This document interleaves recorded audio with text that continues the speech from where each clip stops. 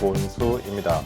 오늘은 2025년 노사민정 아카데미 제3강 일터의 비정규직 차별 분쟁 예방을 위한 노사관계 대응 방법에 대한 강의를 진행하겠습니다. 강사로는 노사발전재단 선임전문위원 임보라 강사님 모시겠습니다. 안녕하십니까. 공정한 일터를 위한 차별 없는 근로환경이라는 주제로 오늘 고용노동부 산하 노사발전재단 임보라 인사드립니다. 오늘 강의에서는 법적 기준에 뿐만 아니라 현장에서 비정규직 분쟁 차별이 어떻게 작동되는지 실질적인 방법을 좀 살펴보려고 합니다. 오늘 주제는 공정한 일터를 위한 차별 없는 근로 환경과 조직 문화 구축입니다. 기간제, 단시간 근로자의 차별 예방, 자율 가이드라인 중심으로 좀 설명을 드리려고 합니다. 공정한 일터에서는 차별 예방이 선택이 아니라 필수입니다. 비정규직 차별을 예방함으로써 법적 분쟁과 손해배상, 위험을 줄이고 직원 간의 신뢰를 협력하는 부분이 있습니다. 말은 거창하지만 실질적으로 노력하는 부분들은 결과가 달라질 수 있습니다. 건강한 조직 문화를 만들 수 있는 부분은 직원의 개개인의 성과나 다양성, 창의성을 보장하며 조직의 경쟁력과 신뢰를 높일 수 있는 노하우도 되기도 합니다. 오늘의 강의는 중요한 목적은 차별 없는 공정한 일터라는 신뢰에 대한 부분을 좀 정의하고 그거에 대한 법적 리스크, 우수한 인재를 확보하는 고용의 안정을 높이고자 이 강의를 좀 선정했습니다.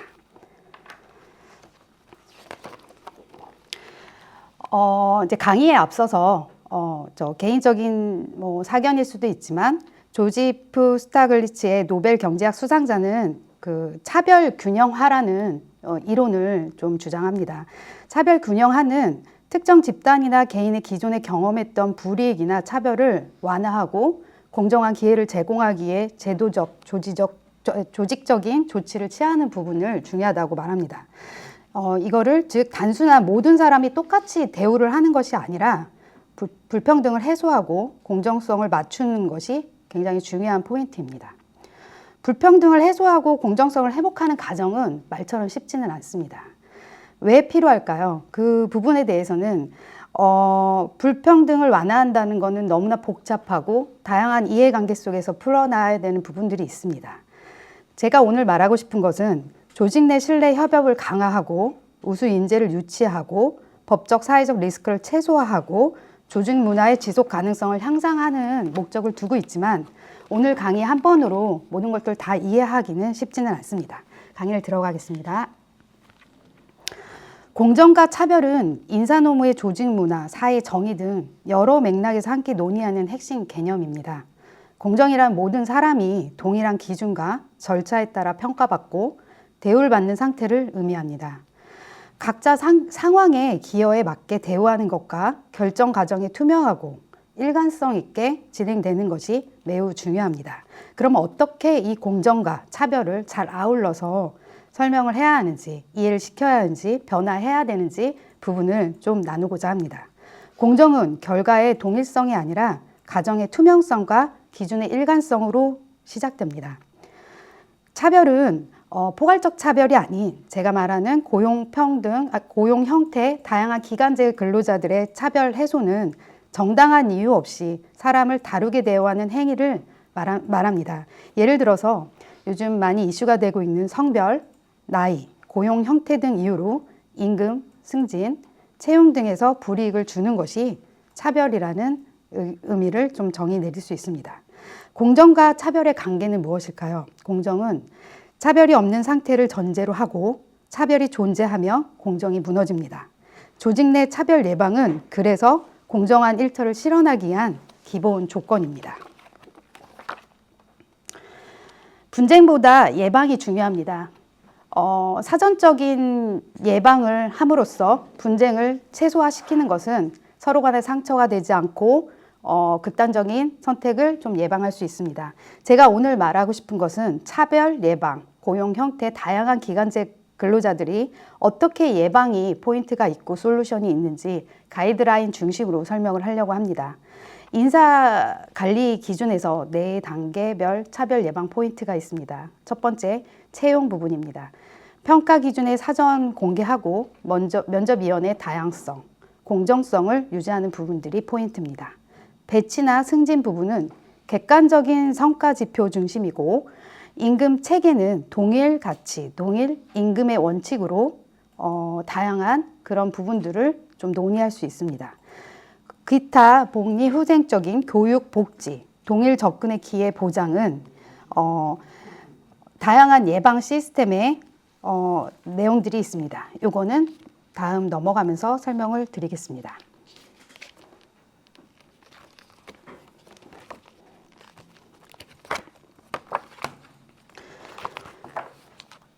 비정규직 차별 예방의 자율 개선 가이드의 주요 내용들은 비교 대상이 있고 동종 유사 부분에서 동일한 근로자가 있고 비교 대상이 없는 부분을 말합니다.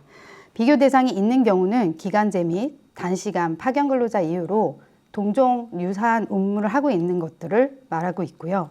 비교 대상이 없는 경우는 법리적으로 처벌을 할 수 있는 부분은 아닙니다. 근로 내용과 관계없이 근로 조건의 복리 후생 등 대안은 특별히 사정이 없는 한 모두에게 지급하는 금품이고 예를 들어서 식대, 경조금, 가족 수당이 있습니다.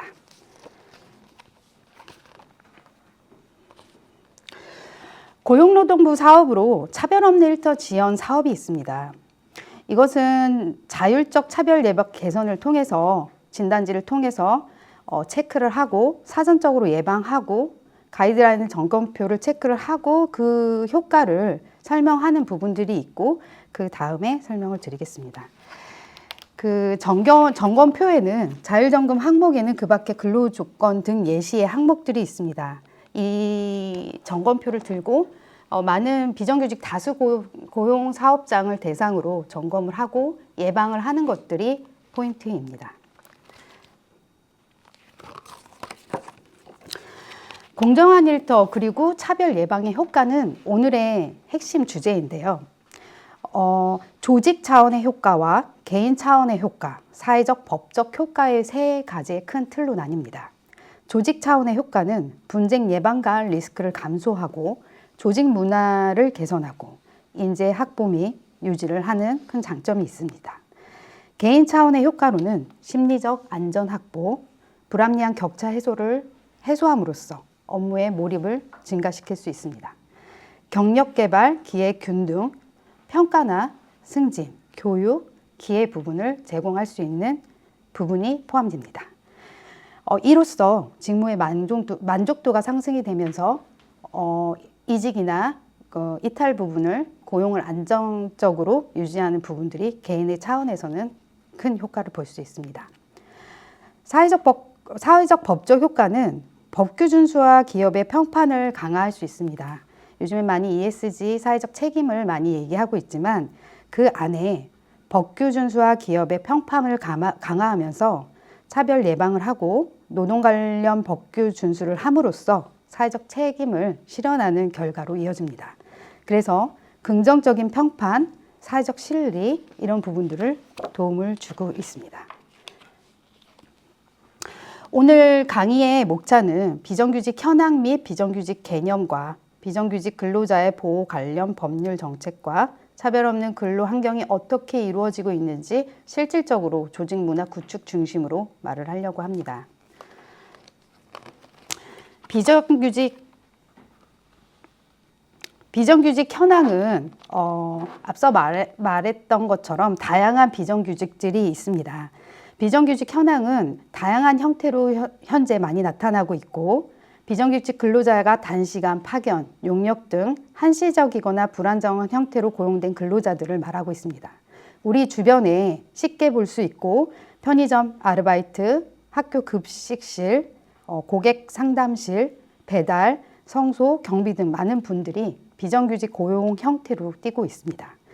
2025년 8월 기준에 임금 근로자 중 비정규직 노동자 수는 856만 명이며 전체 임금 근로자의 약 38.2%가 차지하고 있습니다. 전년 동기 대비 약 11만 명이 증가한 추세입니다. 특히 주목할 점은 임금 격차가 사상 최대 수준이며 비정규직 평균 월 임금 약 209만 원, 정규직 약 390만 원의 큰 차이로 181만 원 정도 차이를 보이고 있습니다. 여기서 주목할 중요한 부분은 비정규직 중 60세 이상이 노동자 비중을 차지하고 있습니다. 비정규직 60세 이상 고령자는 노동자의 비중이 증가했다는 점은 굉장히 주목할 점입니다. 비정규직 개념은 상세히 설명을 하자면 한시적 근로자, 시간제 근로자, 비전형 근로자로 세 가지 분류로 크게 나눌 수 있습니다.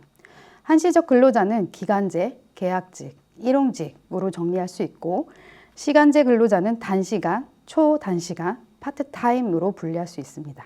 비전형 근로자는 파견, 용역, 특수 형태의 종사자로 좀 분리할 수 있습니다.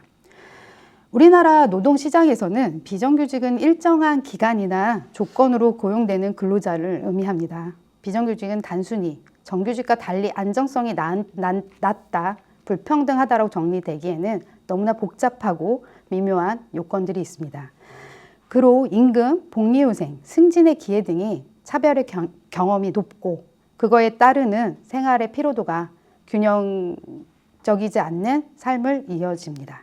특히 계약직, 파견직, 일용직, 시간 근로자 등의 대표적인 비정규직 형태이며 비정규직은 주로 청년, 여성, 고령층에 많으며 산업별로는 서비스, 제조, 건설업의 비중이 높은 편입니다. 장기적으로는 노동시장의 불안정과 사회적 격차를 심화시키는 요인으로 작용할 수 있습니다.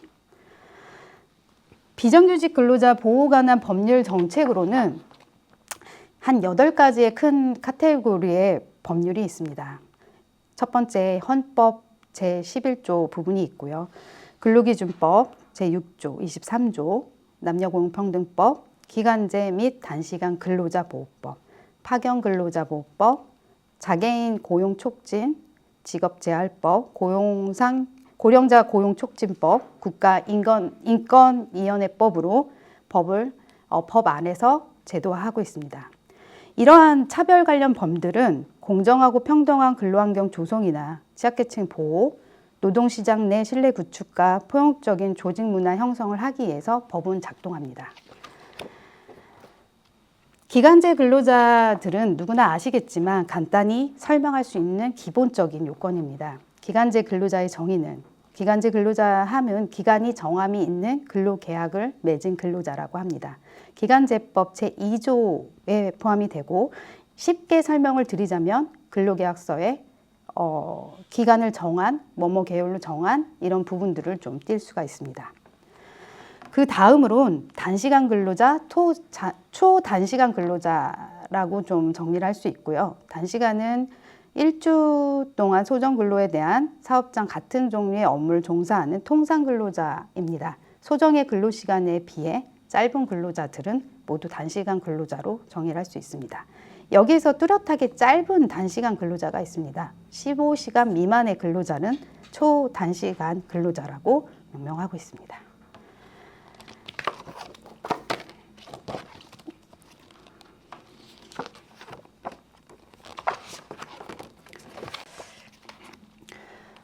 이제 기본적인 단시간 근로자 법 제도 부분을 넘어서서 그럼 과연 이 기간제 근로자들이 어떤 부분으로 이 차별을 얘기하고 있는지, 비정규직이 차별을 받게 되면 노동위원회 시정 요구를 할 수 있습니다. 불이익을 방하고 있고 차별을 신청을 했을 때 이 차별 시정 제도는 근로자가 임금, 승진, 복리후생 등에서 부당한 차별을 당했을 때 구제받을 수 있는 법적, 행정적 절차를 말하고 있습니다. 이 제도의 목적은 차별을 바로잡고 재발 방지를 방지하고 공정한 근로 환경을 조성하는 데 목적을 두고 있지만 이게 쉽지 않습니다. 쉽지 않은 이유는 이 신청 대상자가 기간제 단시간 파견 근로자임에도 이걸 신청함으로써 고용관계 유지가 쉽지 않기 때문입니다. 그리고 신청을 하게 되면 신청 대상이나 그런 요건들이 합리적인 이유나 비교 대상자가 있어야 하는데 그걸 찾는 부분들이 굉장히 어렵고 까다롭습니다. 상세 세부 항목으로 제일 중요한 차별에 받는 항목들이 많이 있습니다. 그래서 우리는 이 차별을 금지하고 있는 영역의 세부 항목으로는 임금, 정기 상여금, 명절 상여금, 정기적으로 지급되는 통상적인 상여금입니다. 경영 성과에 따른 성과급, 복리후생, 그 밖에 복리후생은 시설, 콘도 이용, 그런 생일 축하금, 경조금 이러한 항목들이 있습니다. 여기서 오늘 제일 중요한 포인트는 차별적 처우라는 부분입니다. 과연 차별적 처우가 어떤 것일까요? 차별적 처우는 비교 대상 근로자에 비해서 낮은 대우를 받는 것이 일반적으로 정의를 하고 있습니다. 낮은 대우라는 무엇일까요? 차등과 배제의 관점에서 다시 살펴봐야 합니다.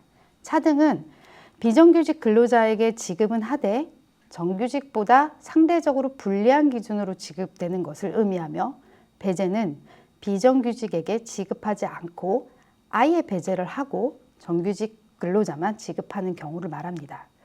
그러면 이 기업들은 왜 그 차별 처우를 하게 될까요? 기업들도 기본적으로 그거를 고의적으로 하지는 않을 겁니다. 그러면 이걸 우리가 차별을 정의를 할 때 제일 중요한 항목은 합리적인 이유입니다. 차별적 처우가 있더라도 합리적인 기준에 의해 차등하면 차별은 해당되지 않습니다. 합리적인 기준에 대한 입증적 책임을 사용자에게 부담하는 부분도 있지만 구체적이고 객관적인 근거가 필요하기 때문에 고용이 불안정한 다양한 비정규직들은 이 제도의 문턱을 넘어가기는 쉽지 않습니다. 합리적인 이유가 인정되는 구체적인 사례들이 있습니다. 기간제 근로자의 취업기간은 근속기간에 따라 임금의 그 밖에 비례적으로 적용한 부분은 합리적인 이유입니다. 단시간 근로자와 초단시간 근로자들에게 시간 비례를 원칙을 적용해서 일부를 적용하는 것도 합리적인 이유입니다. 기간제 근로자라는 단기 고용의 특성에 따른 불리한 처우를 볼 때는 단기 고용이라는 특성에 따른 임금 및 근로조건 등의 차이는 있습니다. 이런 부분들도 합리적인 이유가 있습니다. 채용 조건 기준에 불리한 처우의 근거를 두는 경우는 올바르진 않습니다. 하지만 경력직이라든지 자격증 요건 등의 그 직무에 맞는 사람을 뽑을 때는 사전적인 고지를 통해서 그게 합리적인 이유가 될 수 있습니다. 여기서 제일 중요한 거는 합리적인 이유가 인정되긴 구체적인 사례를 볼 때는 어떤 부분을 판단해야 하는 요건들이 있습니다. 업무의 범위가 다르고 같이 일하지 않고 업무의 권한 및 책임 등이 다르고 노동 생산성이 낮고 임금 및 근로 조건이 결정 요소에 따른 불리한 처우는 합리적인 이유가 인정되고 있습니다. 사례를 넘어가겠습니다. 22년 차별 사례입니다. 이거는 노동위원회 차별 신청을 하고 결과로 나온 사례이고 예방적인 관점이 아닌 판결로 받은 사례입니다. 동종유사 업무 청소하시는 수행하는 공무직과 휴양시설 이용지원금과 종합검진지원금 대상으로 제외하는 것이 과연 차별인지, 이 부분에 대해서 요거는 합리적인 사유가 없다고 하여 상여금, 명절 휴가비, 근속 장려금, 가족수당, 보편적인 통상적으로 지급하는 근로의 대가로 간 게 아니라 모든 근로자에 지급하는 항목들은 지급을 해야 합니다. 그래서 이거는 합리적인 이유가 없다는 이유로 차별이라고 판단이 나왔습니다. 비교 대상 근로자 다르게 수당 등을 지급하지 않는 피복비, 가족수당, 정근수당 등이 있습니다. 이걸 차이를 두는 상황에 대해서 볼만한 자료가 확인되지 않고 그 단체 협약의 대상 범위에 공무직 근로자만 한정하여 이 사건의 근로자들의 단체 협약을 적응 못한다라는 부분들이 있습니다. 하지만 이게 합리적인 상황의 자료들이 있지 않기 때문에 차별로 인정한 사례입니다. 제일 궁금해 하시는 부분이 경영 성과급이나 상여금 부분입니다. 이 지급하지 않는 합리적인 이유가 없이 왜 이거를 근로자 기간제 단시간인 근로자 이유로 주지 않는 부분에 대한 내용인데요. 근로자들과 비교 대상으로 주된 업무의 차이가 없고 비교 대상 근로자의 노동 생산성이 높다고 단정하기 어려운 점이 이 사건의 쟁점이고 제가 앞에 말씀드렸던 4가지 요건에 해당되는 부분이 있습니다.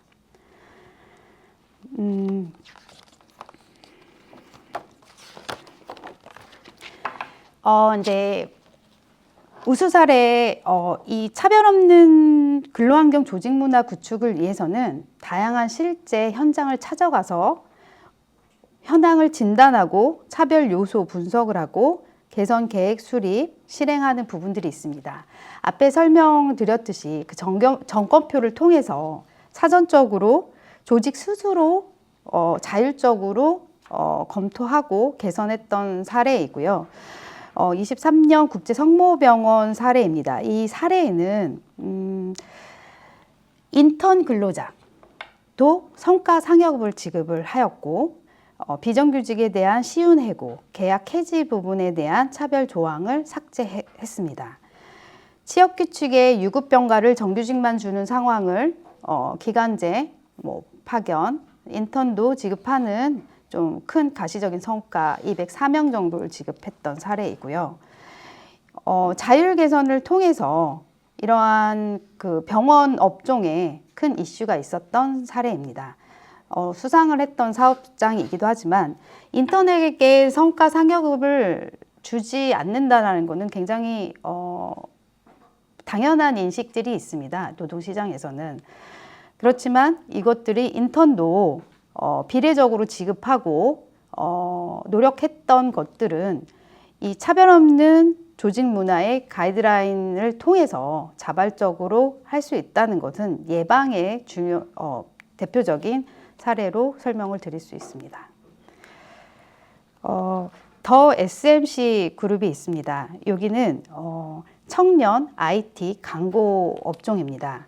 모든 직업이 공정한 대우를 받는 기업이지만 정규직 그 인턴이나 파견 다양한 고용 형태들이 놓여 있는 특징이 있는데 이 기간제 단시간이 중식 보조비나 경조금이나 경조휴가 같은 경우는 꼭 줘야겠다는 인턴이나 이런 훈련생들한테 꼭 줘야겠다는 인식이 아직도 많이 바로 잡고 있지는 않습니다.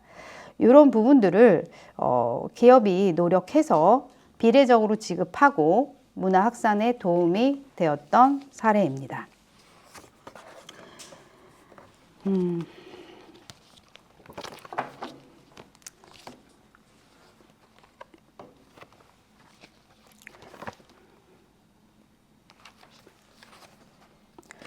차별 없는 근로 환경과 조직 문화 구축을 위해서는 다양한 노하우들이 있습니다. 그래서 예방을 어떻게 하고 조직 문화 구축을 어떻게 하냐, 이게 너무 말만 있는 게 아니냐 하는 부분들이 있지만 현실적으로 힘든 부분이 있다 하지만 노사가 함께 서로 사전적으로 많은 대화를 하고 노력한 사례들을 조금 설명을 드리려고 합니다. 조직 문화 구축에서는 동등한 근로 환경 부분이 있습니다. 동등한 근로 환경은 동일한 복리후생을 혜택을 제공을 하고 동등한 기회와 보상을 제공하는 부분들이 특징들이 있고 다양성과 포용성 부분에서 여성 포커스 그룹 미팅 부분을 실시하고 여성 직원들이 자유롭게 얘기할 수 있는 소통 창구를 마련하고 여성 휴게실을 리모델링을 한 다음에 여성 용품 등 다양한 안전 채택 등 시행한 부분들이 있습니다. 그리고 세계 여성의 날에 세계 여성 엔지니어 등 기념을 해서 성별과 관계없이 유연한 업무를 장려하기도 하였고 공학 분야에 일하는 여성 인지들을 높이기 위해서 사명감을 가질 수 있게 끊임없이 노력한 사례입니다. 다양성과 포용성 부분에서 세계 정신 건강의 날을 통해서 회사가 존중하는 다양성, 포용성을 통해서 성별, 종교, 인종, 장애 여부, 국적뿐 아니라 개인의 성적 취향이나 이런 부분들을 좀 보호했던 사례들이 있습니다. 여기서 조직문화 구축, 차별 없는 근로환경과 조직문화 구축을 위해서 중요한 부분들은 커뮤니케이션 부분입니다. 서로가 알고 이야기하고 소통하는 문화인데요. 일명 저희가 많이 하고 있는 워크숍이나 조직 내 뭐 밥을 먹는다든가 그런 부분들이 있습니다. 근데 여러 이 차별 예방 점검이나 가이드라인을 도입을 하면서 커뮤니케이션 부분에서는 직업 만족도 조사를 통해서 원빅 보이스 실시를 해서 매년 설문조사를 통해 뭐 불만 사항이라든지 이게 단순한 노사협의의 형식적인 절차가 아니고요. 조기를 발견하고 해결할 수 있는 방안을 모색하고 직원의 참여도를 상승시켰다는 결과들의 통계들이 있습니다. 두 번째로는 스킨 레벨 미팅 부분이 있습니다. 상하관계를 뛰어넘고 자유로운 소통을 촉진하는 것들이 요즘 나이별로 MZ세대들, 뭐 다양한 연령층에 대한 소통을 효과를 볼 수 있는 스킨 레벨 미팅은 좋은 권장할 만한 상황입니다. 직원들이 적극적으로 의견을 표현을 했고 있는 부분들을 장려해서 노력했던 것들은 좋은 효과를 이끌었습니다. 타운홀 미팅의 전사원의 커뮤니케이션이라는 부분이 있습니다. 이거는 이제 오래전에 뭐 미팅 아침에 원래조회 같은 느낌인데요. 요새는 문화가 코로나 이후로 이런 것들이 많이 좀 없어졌습니다. 매월 미팅을 통해서 대표가 직원들에게 사업 방향을 좀 적극적으로 소통하고 지속 가능하게 전파할 수 있도록 좀 의사소통을 형식적이라도 좀 일괄적으로 노력한 부분들은 좀 이색적입니다. 그래서 Y데이라고 회사의 비전을 공유하고 그룹 토의를 통해서 직원들이 개인의 의견을 제시하는 부분들도 있고 다양한 지역사회 봉사활동을 함께 참여하고 기부금이나 사회공헌 등에서 물품들을 나누고 요즘 많이 사회공헌 쪽에서 많이 이런 붐이 일어나고 있지만 이런 것들이 지속 가능하게 쭉 유지될 수 있게 문화인식이 필요한 시점입니다. 그리고 커뮤니케이션 세 번째로는 스포츠데이 야유회 부분이 있습니다. 이거는 이제 단순한 워크숍도 있지만 스포츠 종목을 통해서 서로 간에 잘할 수 있는 팀워크를 통해서 서로 나누고 뭐 경쟁일 수는 있지만 그게 또 좋은 유연적인 직원들의 건강과 웰빙을 개선할 수 있었던 행사였습니다.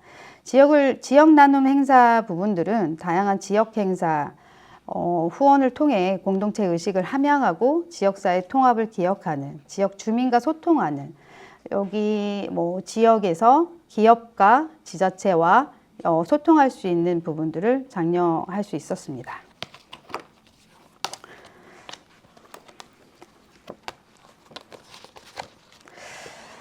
차별 없는 근로환경 조직문화 구축에서는 여성 근로자의 차별은 요즘 많이 이슈가 되고 있습니다. 알고 있지만 쉽지는 않습니다. 여성 근로자의 차별은 성별 이유로 임금 승진, 채용, 근로 조건 등에서 불이익을 받는 모든 상황을 말합니다. 특히 임신, 출산, 육아 등으로 경력 단절이 발생하거나 현실적으로 임금 격차와 승진 대안 등이 현실적인 불편함이 일어나고 있습니다. 사무보조부터 직무 임원까지 다양한 분야의 여성 근로자들 근무를 하고 있지만 현실적으로 여성 관리직 비율이 증가하는 추세는 하고 있지만 쉽지 않은 게 현실입니다. 남성보다 여성이 돌봄 불이익이라든지 이런 현실적인 애로사항들이 있는 것들은 존재합니다. 성별 관계없이 육아휴직 대상자라면 본인의 의사에 따라 누구나 자유롭게 사용 가능해야 되는 현실적인 필요 부분은 있지만 법적 보호의 실효성이 부족하고 경력 단절과 승진 제한의 문제들이 따르고 임금 격차가 계속 지속되고 직장 문화에 적응하는 사회적 인식 한계가 있습니다. 고용이 계속 유지돼야 되는데 이제 단발성으로 다니다가 다시 취업하는 상황들이 여성의 비율이 높습니다. 동일노동 동일임금의 원칙에도 임금의 격차는 성 역할의 고정관념에서 여성의 업무 능력이 좀 가소평가하는 부분의 추세이고 조직문화 요인이 차별 이슈가 돼 있는 부분들은 함께 고민할 수 있는 부분입니다.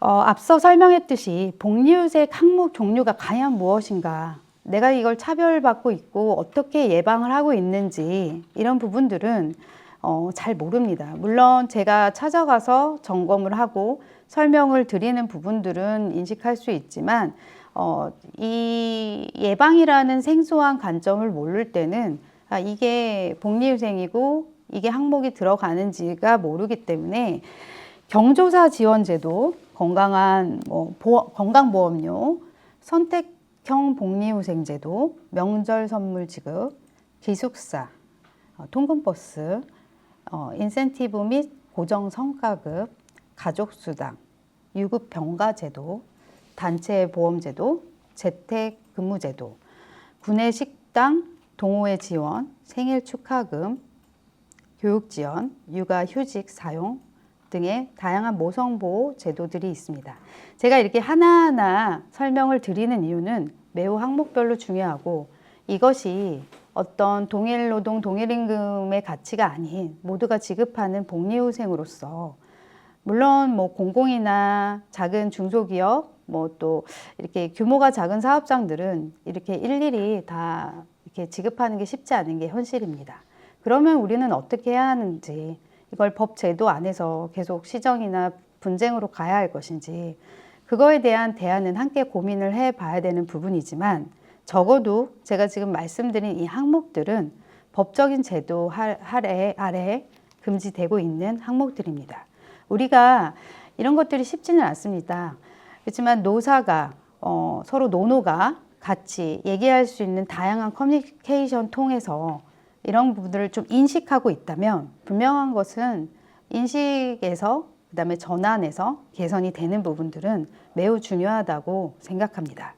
공정한 기준은 투명한 과정과 일관된 실행입니다. 단순한 차별 예방은 조직 문화의 혁신과 출발점이지만 우리가 같이 노력하는 것들이 무엇을 노력해야 되는지 모를 때가 있습니다. 그 부분은 오늘 강의에서 공정과 차별만큼은 우리가 조금은 인식할 수 있는 기회가 되길 바랍니다.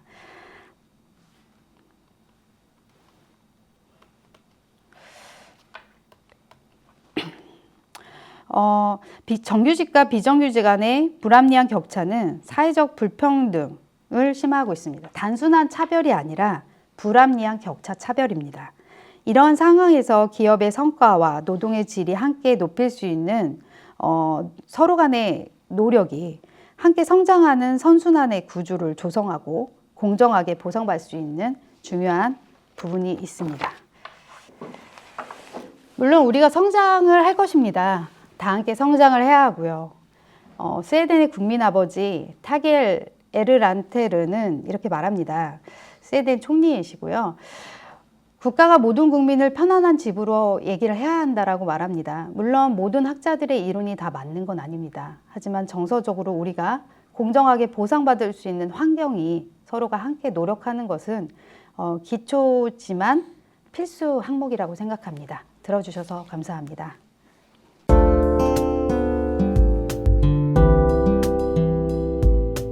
없는 근로환경 조직문화 구축 부분에서 실제적인 사례를 좀 얘기를 해보려고 합니다.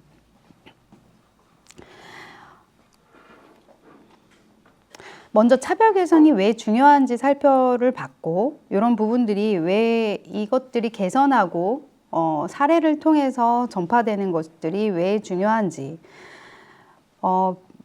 빙그레 남양주 공장입니다.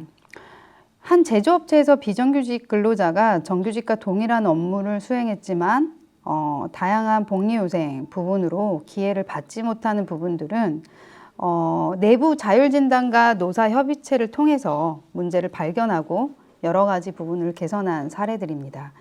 동일가치 노동, 동일임금의 원칙 적용으로 직무의 평가 체제를 조금 개편할 수 있는 부분과 교육 기회와 확대, 전환형 계약제도 도입과 그다음 휴가비 인당 50만 원씩 지급하여 총 4,500만 원을 지원했던 노력의 성과들이 있습니다. 이것은 단순한 이제 차별이 해소됐다 할 수는 없습니다. 차별을 해소하는 것들은 일회성으로 단순히 이 돈을 지급했다고 차별을 해소하는 부분이 아니라 서로 간에 교류를 했고 인지를 했고 원하는 부분들을 서로 간에 양보하면서 조율해서 원하는 결과들을 갖고 가는 것들이 이 과정에서 단순한 제도뿐이 아니라 조직 문화 개선과 함께 이루어졌다는 것들이 이 예방의 가이드라인에 대한 노력의 결과물입니다.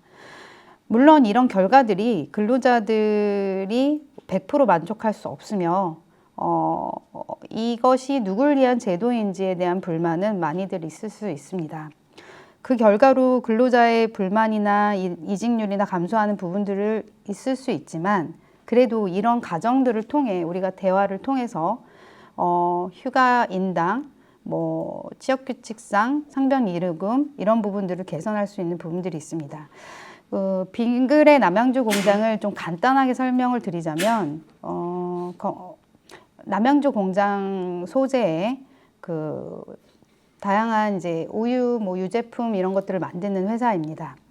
이런 부분들은 경조금 차별이라든지 좀 기본적인 명시적인 규정들, 그다음에 건강검진 이런 다양한 부분들이 조금 인지가 덜 돼 있습니다. 이것은 사용자가 무조건 취급하지 않는다라는 개념을 떠나서 인지하지 않고 이게 차별인지 모르는 역차별이라는 존재에 있어서 오래된 장기 근속 유도를 위해서 신경을 써줬던 항목들이 이 제도를 통해서 차별을 인식하는 부분들은 조금 주목할 만한 사례였습니다. 단순히 상을 받아서 해소를 했다라는 차원으로 제가 소개를 드리는 것은 아닙니다. 이런 가정들, 서로 간에 대화를 하고 서로 간에 알아가고 인지를 했다라는 그 가정들이 굉장히 중요한 거고 이런 제도가 있어서 물론 이제 이런 것들을 해결하지 않고 그냥 분쟁으로만 가야 되는 상황들도 있을 수 있습니다. 예방이 100% 모두가 옳다라는 건 아니지만 그렇지만 서로 간에 대화를 일단 해보고 그 다음에 해결할 수 있는 것들은 꼭 절차를 밟고 가는 것이 어떤 결과를 서로 간에 원하는 걸 얻지 않는다 하더라도 남은 부분들이 있습니다. 여기 빙글의 남양주 공장은 비정규직 차별 문화 구축을 했던 부분인 거고 특이한 부분은 노동조합과 단체 교섭을 통해서 노사협의회 등 운영을 적극적으로 한 사례입니다. 그래서 노조와 노조 안에 들어가 있지 않는 비정규직들도 같이 아울러서 함께 개선을 했던 것들, 기간제 및 사내 하도급, 근로자의 고용 안정을 위해 협약도 하고 서로 간에 하나하나 노력했던 부분들이 굉장히 특이한 사례이고 우수한 사례라고 생각해서 소개를 드립니다. 기간제들을 특히 간접고용 파견이나 사내 하도급 근로자들까지 복리후생을 신경 써 주기라는 법 제도 안에서 위법이 아니기 때문에 쉽지는 않습니다. 하지만 예방의 관점으로 서로가 노력하고 이야기를 하게 되면 그런 것들이 같은 사람으로서 어쨌든 서로 같이 일하는 그 사람으로서에 대한 교류가 되면서 고쳐지는 부분들이 예방의 큰 장점입니다.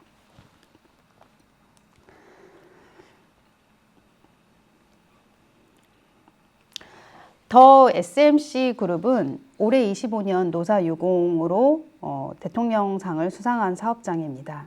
이 사업장을 좀 주목할 만한 상황은 그 기업 안에 다양한 고용 형태들에서 인턴, 단시간, 기간제, 사내하도급 굉장히 복잡하게 혼재가 돼 있습니다. 정규직조차도 이게 고용이 안정이 됐다라고 말할 수 있는 IT 광고 업종이기 때문에 요즘에는 어떤 이제 근로자들이 젊은 청년층 근로자들이 입사를 하고 여기가 평생 직장이다라고 가지 않습니다. 이런 1년, 2년은 길고요. 1년을 위해서 일을 하는 상황에서 정규직과 기간제 근로자에 대한 구분이 모호하기 때문에 이걸 제도적으로 보호받는 것은 쉽지 않습니다. 그럼에도 불구하고 이 기업은 기간제 단시간, 초단시간, 그다음에 인턴생, 인턴십, 대학생 실습생 이런 다양한 구조 속에서 프리랜서, 대학생 실습생도 좀 프리랜서도 존재하고요. 이런 형태들을 또 직접 고용하는 노력도 하고 정규직 전환도 하고 그다음에 중식비가 단시간 근로자일 경우에는 제공되지 않았던 단시간 근로자에서 비례 지급하는 부분으로 하지 않고 전액 지원을 하고 그다음에 뭐 경조금, 문화지원비, 대학원 졸업시 축하금 같은 다양한 힘들지만 서로 간에 한 6개월간의 노력으로 이런 결과들을 마련하고 이것이 그냥 그 한 해로 끝나는 것이 아니라 다음 해에도 계속 다다음 해에도 계속 간다는 노력이 굉장히 중요한 것 같습니다. 지속 가능하게 유지되고 그냥 단순하게 우리가 제도적으로 상을 받기 위한 이런 기업의 행동이 아니라 쭉 계속 지속적으로 근로자의 편, 다양한 취약계층, 대학생 실습생이라든지 사회 초년생들은 첫 직장으로서에 대한 그 경험은 매우 중요한데 이런 노력들이 굉장히 눈에 띄는 기업의 사례입니다. 이 사례에서는 다양한 인턴십, 문화 뭐 이런 분들을 대표님과 만나서 이야기 애로사항을 직접 듣는 서로의 고충 참고 부분들이 되게 잘 돼 있고 이 모두가 직원이 공정한 대우를 받을 수 있는 하나하나 세심하게 갈 수 있는 기업으로 이제 남고 있습니다. 톨리코리아라고 세심한 배려와 혜택으로 이렇게 제조업, 부천에 있는 제조업에 있는 이제 사업장입니다. 이 사업장은 특이한 점은 이제 파견 근로자들도 있지만 이제 이런 부분들이 동일하게 그리고 그 파견 근로자를 쓰면서 그 사용의 경력을 그대로 인정을 해서 직접 고용을 했던 사례가 굉장히 이색적이었습니다.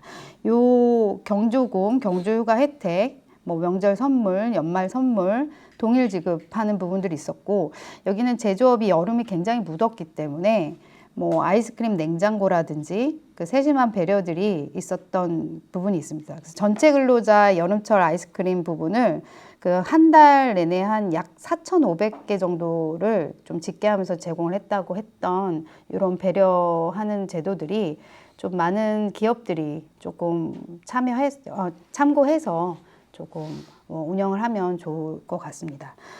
여기 톨리코리아 같은 경우는 2004년 화장품 용기 수출로 시작한 그 화장품 용기를 만드는 회사입니다.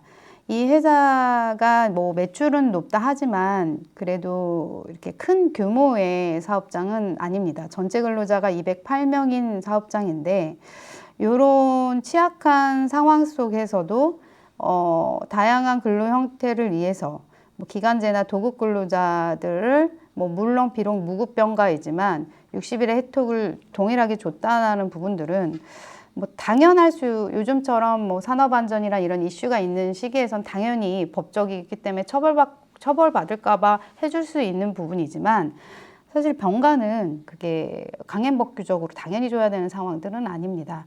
그래서 그런 상황 속에서 60일이라는 혜택을 적용했다라는 것과 안전을 신경 쓰고 있고 또 정규직과 뭐 다양한 형태들의 차이가 없이 노력하는 부분들 그다음에 여성 근로자가 많이 있는 직종은 아니지만 여성 보호를 위해서 다양하게 신경 썼던 그런 여성 보호제도 그냥 당연히 지켜야 되는 상황이 아닌 상황에서도 이렇게 신경을 썼던 그런 사례입니다. IMA 크리티컬 엔지니어링 코리아는 파주에 있는 사업장입니다. 경기도 파주에 있고 여기는 이제 영국계 회사인데 요 부분은 여기 회사는 외국계라는 특징을 갖고 있습니다. 그래서 비정규직 근로자 채용을 조금 지양하는 편이어서 정규직을 조금 보호하려고 하나 그래도 기간제 근로자를 채용을 하지 않을 수 없기 때문에 그리고 여기 기업의 강점은 여성 근로자와 여성 관리자 비율이 상당히 높습니다. 그래서 여성 근로자들이 승진하고 보직을 달 수 있게 굉장히 노력했던 사업장이고 수평적인 조직 문화를 굉장히 직급 체계를 간소화했던 그 진단을 통해서 3직급 체계 운영을 했고요. 건강한 조직 문화의 슬로건을 갖고 성별 구분 없이 모든 기간제 근로자의 경력 인정을 조금 지향하고 있는 사업장입니다. 특이하게 어떤 이제 그 명칭이나 부르는 이런 부분들이 굉장히 수평적이고 일하기 굉장히 좋았던 사례입니다. 요게 지금 차별 없는 근로환경 조직문화 요 IMA 크리티컬에 있는 그 근로자들의 현재 모습인데요. 굉장히 좀 밝고 제가 사업장을 한 2번 정도 갔었는데 다양한 제도들이 굉장히 디테일하게 이루고 있고 임직원들의 심리나 어려움 분석이 있는 것들을 단순하게 그냥 그러니까 단순하게 그냥 체크만 하는 게 아니라 굉장히 그 애로사항이 있으면 오랫동안 일관적으로 EAP 제공이 되는데 그 단순히 뭐 EAP다 이런 게 아니라 개별적으로 아픈 거 뭐 애로사항 이런 부분들을 굉장히 경청하고 그에 맞는 솔루션들이 전문적으로 제공하고 있는 회사입니다. 그래서 굉장히 이색적이고 이런 제도들이 조금 다양한 기업들에다가 전파를 해서 좀 벤처마킹 돼서 좀 확대되면 좋겠습니다. 테크로스 워터 에너지는 부천에 있는 사업장입니다. 여기는 테크로스는 국내 그 초순수 산업용수 공급을 만드는 회사인데요. 합해수 처리나 하수 이용 등 사업을 하고 있는데 그런 사업 특징적으로 파견 근로자를 쓸 수밖에 없습니다. 다양한 극제에 일어나는 사건 상황들이나 이런 일들이 터졌을 때 바로바로 처리할 수 있는 인력 배치가 사람을 구하기 힘들기 때문에 현장에 바로 채용할 수 있는 파견 근로자를 쓸 수밖에는 현실이지만 실질적으로 들어봤을 때 파견 근로자 한다 하더라도 동일하게 특이사항 없이 좀 잘 운영되고 있는 사업장이고 여기 이제 담당자분께서 이 파견 근로자들을 위해서 공휴일이라든지 뭐 취업규칙 병가, 산업안전에 굉장히 힘을 쓰고 있는 사업장인 부분으로 좀 많은 전파를 통해서 도움을 받았습니다. 여기는 좀 특이하게 그 환경산업 리더의 육상에 해상 수처리나 영역이나 이런 부분들을 조금 관심이 많는 사업장인 거고, 이런 사업장들이 읽었을 때, 좀 다른 이 환경 부분에 관련된 기업들한테 벤처마킹이 될 수 있는 좋은 사례였다고 생각이 됩니다. 그리고 여기에 운영하는 임원진들이 굉장히 젊은 청년층들이고요. 요거를 창업을 해서 이렇게 확정되는 부분들은 굉장히 우수했던 기업으로 기억이 남습니다. 그리고 강의는 이것으로 끝나고 여기 지금 이제 많이 문의해 주신 댓글을 통해서 질문을 받고 좀 답변을 드리는 시간을 좀 가져보려고 합니다. 뭐 질문을 조금 주시면 답변을 여기 이제 보시면 네, 맞습니다. 여기 지금 비정규직, 진짜 정규직과 기본의 처우가 발생되는 현재 대한민국 사회가 참 슬프다라는 부분들은 저는 매우 공감합니다. 여기 댓글 많이 남겨주셨는데요.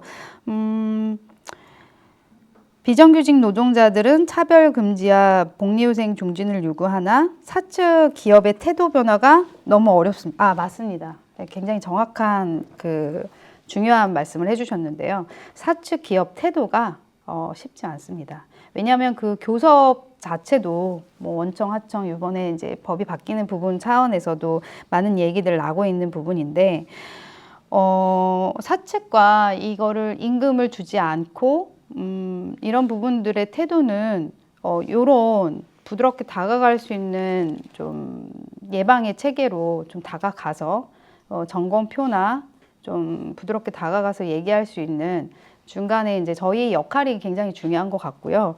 그런 부분들이 필요하신다면 연락을 주십시오. 네. 그리고 비정규직과 정규직 차별에 대해서 노동청에 신고하는 방식으로 가는데 대화를 하려고 했는데 회피를 했습니다. 그래, 이 대목이 굉장히 중요합니다. 대화를 회피하고 분쟁이 얘기되는 부분들은 이미 조금 늦은 부분들이 있죠. 그 늦었다 하더라도 해결이 되지 않는 게 아니고요.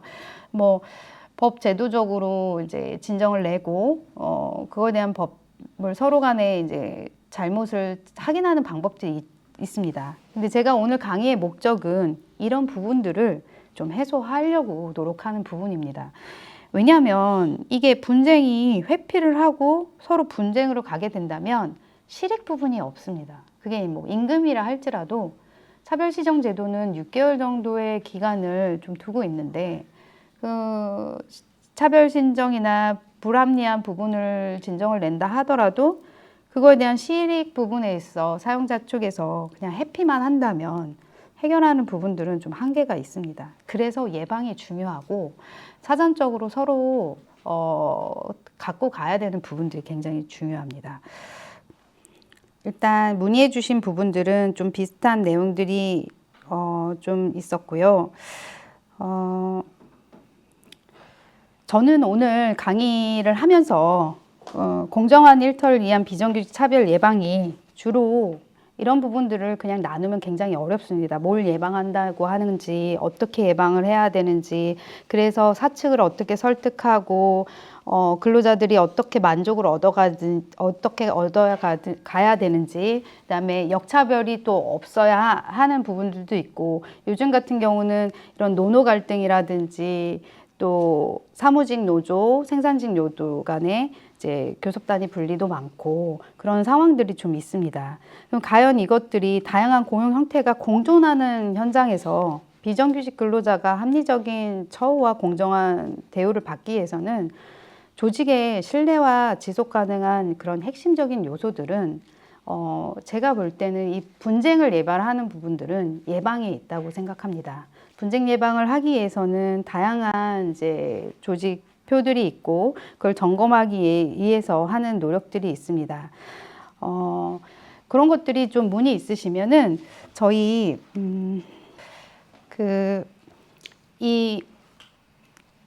저희 차별 없는 일터 지원단 진단 사업에 대한 설명을 조금 해드리려고 합니다. 저는 고용노동부 산하 노사발전재단에 업무를 하고 있고 차별 없는 일터 지원단의 예방의 업무를 맡고 있습니다.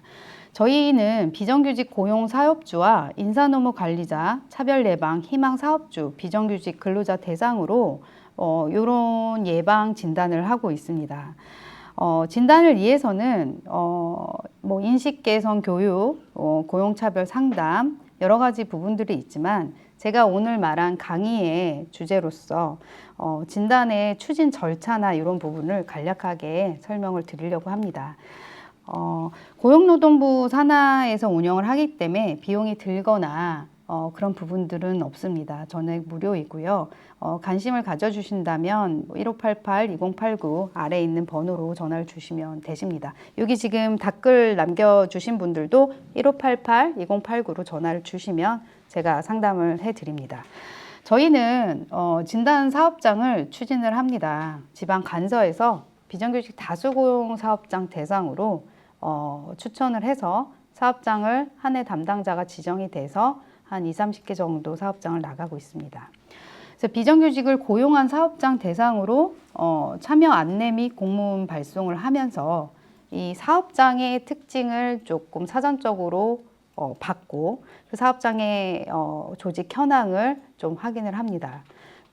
그렇게 하면서 그 공문을 발송을 드리면 그 확인을 한 다음에 진단 절차에 착수가 들어가게 됩니다. 물론 모두 강제성으로 다 받는 것은 아닙니다. 적합한 요건들이 있고 기간제 근로자들이 존재해야 하며 이제 그런 부분들을 조금 사전적으로 작업을 합니다. 적합한 상황이면은 이제 사업장을 찾아가서 진단을 하게 되고요. 진단에 하는 그 도구로는 이런 진단지들이 있습니다. 이거는 그냥 일반 근로자들한테 제공되는 부분들은 아니고요. 기업의 진단을 찾아가서 하는 기본적인 자율 점검표입니다. 뭐 필요하시면 그 홈페이지에 들어가시면 나와 있는 부분이라 그때 또 확인하실 수 있으십니다. 그래서 이 진단지를 통해서 사업장을 방문을 합니다. 그러면 인사노무 담당자, 노조 관계자, 뭐 또 근로자의 인터뷰를 통해서 다양한 진단을 시작을 하고요. 진단 현황을 파악하기 위해서는 다양한 기업의 상황을 재반 상황들을 확인하고 좀 정확한 상황들을 좀 확인하려고 노력을 합니다. 물론 뭐 협조가 안 되실 수도 있고 자율적인 부분이기 때문에 이런 부분들을 이제 진단지를 통해서 기업의 상황들 척도를 확인하고 잘 지켜지고 있는지 부분을 근로관계 관련 재반 사항들을 확인을 하고 자료 항목에 있는 것들을 체크를 함으로써 보고서가 나가고 있습니다. 그 보고서를 통해서 개선 지원을 위해 제도 개선을 위해 서로 합의해서 3개월 내지 6개월 안에 서로 노력을 해서 이제 개선을 해 나갑니다. 이 과정이 굉장히 중요하고 단순히 법리적으로 법 처벌에 의해서 제도 개선을 하는 부분이 아니라 이런 다양한 법적으로 문제는 없지만 자율 개선적으로 해주면 좋은 부분을 서로 이해하고 필요한 부분들을 하는 과정들이 있습니다.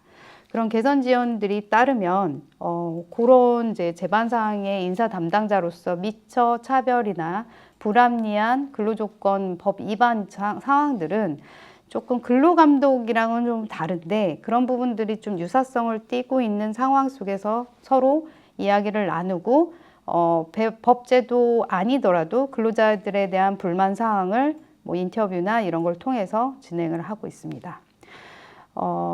그런 인터뷰를 통해서 나온 결과물을 통해서 좀 정책적으로 좀 반영을 하고 그 사업장에 맞는 적합한 솔루션을 제안을 합니다. 그 제안을 하면서 그 제도 개선을 할 수 있는 부분을 전폭적으로 지원을 하고 그게 개선이 됐다라는 상황으로 마무리를 짓는 부분이 있고요.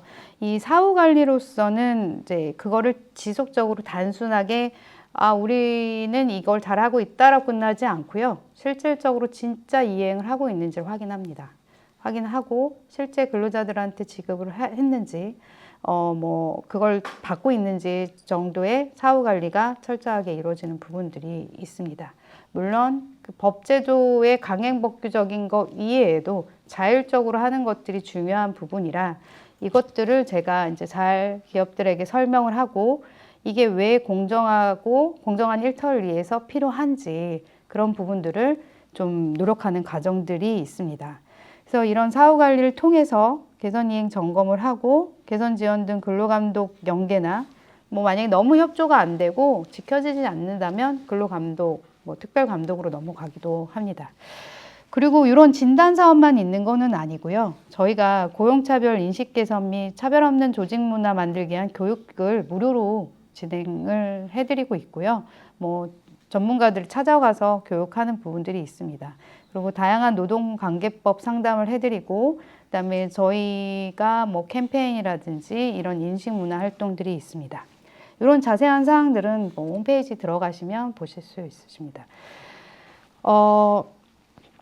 공정한 일터와 차별 예방의 효과는 단순한 비용 절감, 업무의 생산성 향상, 경영 안정성 강화, 조직의 결속력 강화의 부분이 큰 틀에 있지만 비용 절감은 이게 어느 측도 사용자나 근로자의 그러니까 어느 편에서 비용 절감이다라고 말하는 건 아니고요. 비용이란 표현이 좀 되게 애매하지만 인재 유지를 향상을 고용 안정이 된다라는 그런 부분에 있어서는 결과적으로 짧은 기간제 근로자를 그러니까 운영을 했다가 근로자가 계속 뭐 입사 퇴직을 반복한다면 그것도 굉장히 비용이 낭비되는 부분들이 있거든요.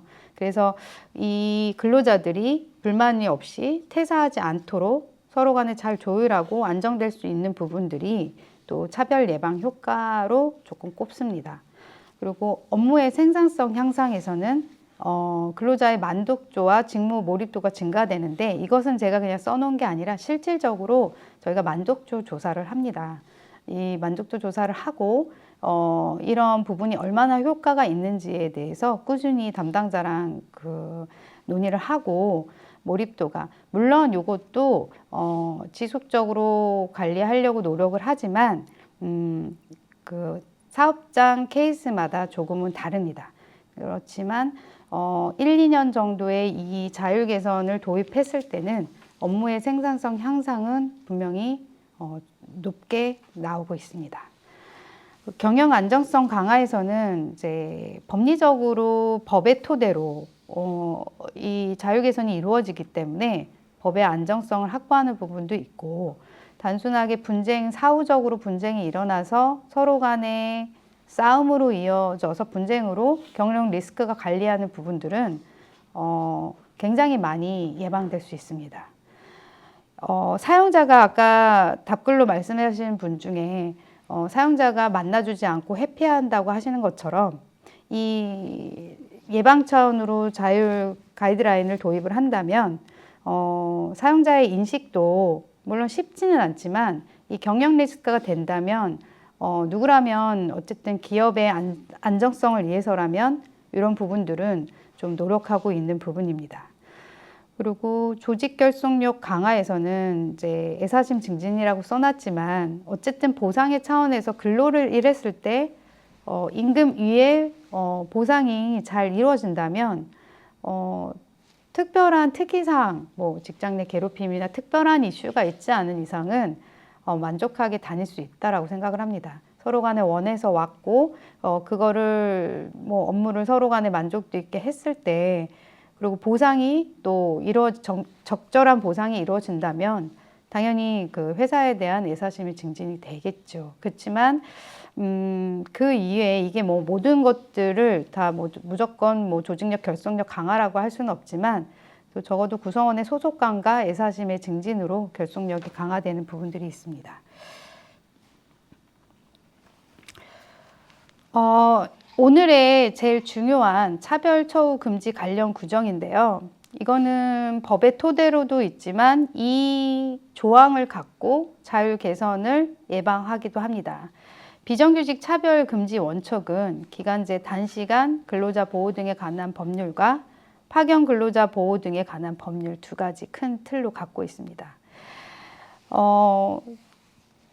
제8조 차별적 처우 금지에서 사용자는 기간제임을 이유로 당해 사업장 또는 사업장에서 동종 또는 유사한 업무에 종사하는 기간에 정함이 없는 근로계약을 체결한 근로자에 비해서 차별을 하지 않게 돼 있는데요.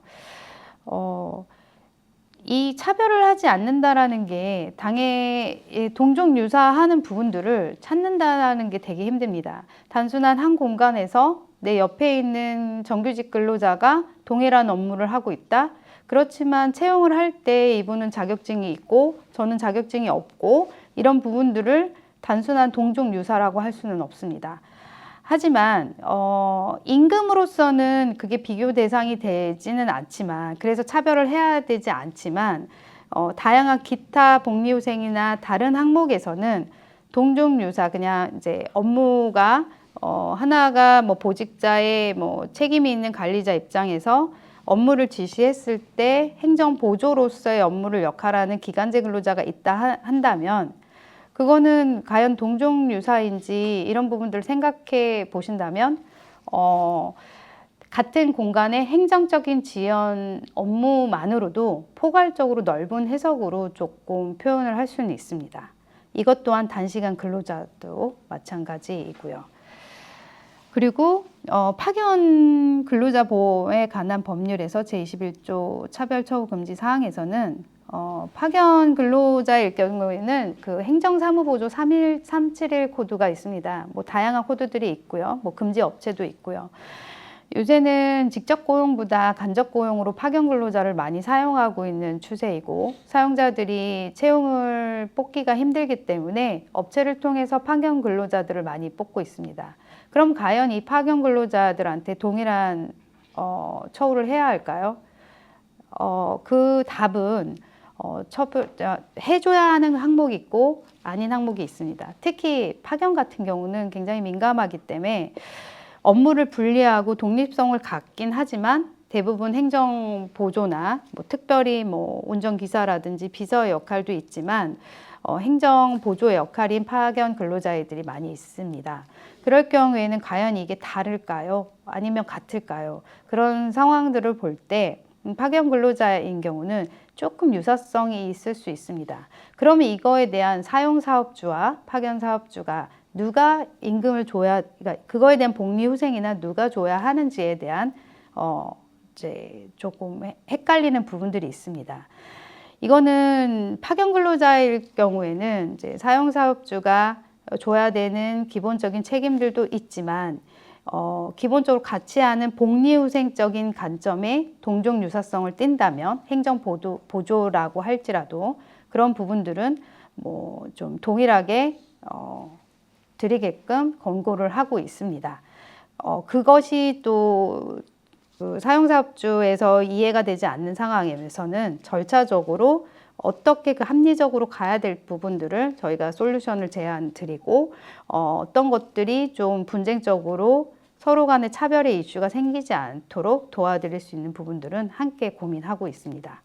이런 부분들은 저도 정확하게 파견 근로자로 있진 않지만 우리가 이거를 굉장히 앞으로의 노동시장에서는 다양한 파견 근로자, 특수고용 형태라든지 이런 다양한 형태들이 있기 때문에 이건 단순히 우리가 파견 근로자라고 해서 주지 않는다라고 판단하는 것은 굉장히 위험한 생각입니다.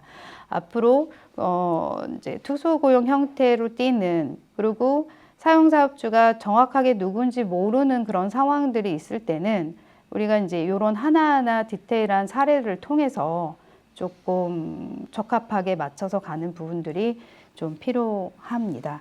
이런 사항들은 궁금한 사항들은 또 문의해 주시면 답변을 드리겠습니다.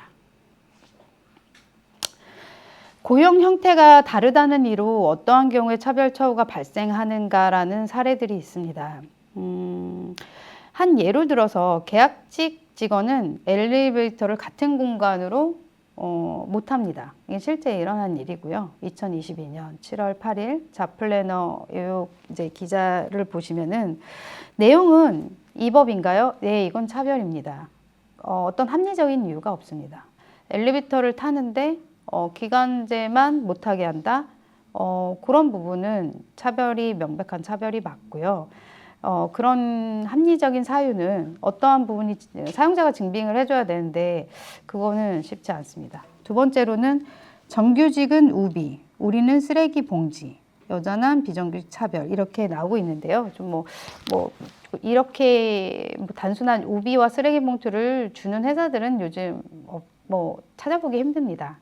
그렇지만 쉽게 예로 이제 어떤 지급하는 피복비라든지 신분증 같은 경우는 오래된 안 좋은 관행적으로 존재하고 있는 사업장들이 좀 있습니다.